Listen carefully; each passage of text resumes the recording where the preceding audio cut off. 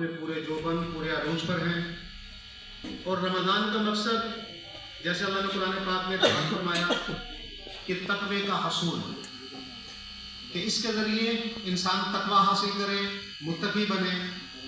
तो हम अपना रमज़ान कैसे गुजारें और रमज़ान में हम क्या काम करें कि जिससे हमारा रब हमसे राज़ी हो जाए, और जो रोज़े का मकसद है तक़वे का हसूल वो हम हासिल कर लें।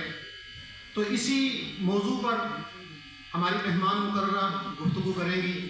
आप बच्चों ने तवज्जो से गुफ्तगू को सुनना है, और जो बातें बताई जाएं मैंने भी, आपने भी, हम सब ने इसको अपनी ज़िंदगी में इख्तियार करना है, ताकि ये हमारा रमज़ान ऐसे गुजरे कि हमारा रब हमसे राज़ी हो जाए, और रमज़ान के आखिर में हमारा नाम उन लोगों की फहरिस्त में शामिल हो जाए कि जिनकी अल्लाह ने मग़फ़िरत फरमा दी हो। क्योंकि ये महीना बख्शिश और मग़फ़िरत का महीना है।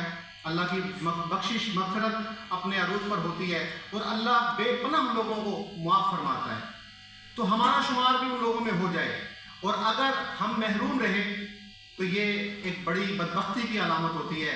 पैगम्बर अलैहिस्सलाम ने एक मरतबा इरशाद फरमाया कि जिब्राइल तशरीफ़ लाए और आकर दुआ की कि हलाक और बर्बाद हो जाए वो शख्स कि जो रमज़ान मुबारक को पाए और अपनी बख्शिश ना करा सके।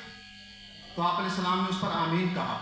तो हमने अपने रमज़ान को ऐसे गुजारना है कि हमारा शुमार अल्लाह के महबूब बंदों में हो जाए, मकबूल बंदों में हो जाए। तो उसके लिए हमने करना क्या है, अपने रमज़ान को गुजारना कैसे है। जैसे हम पहले ज़िंदगी गुजारते रहे वैसे ही गुजारनी है, या हमने अपने अंदर कोई तब्दीली लेकर आनी है। तो इसी हवाले से हमारी मेहमान मुकर्ररा प्रोफेसर डॉक्टर मारिया अशरफ रोगत साहिबा गुफ्तगू फरमाएंगी। तो मैं मज़ीद आप उनके दरमियान हायल नहीं होना चाहता।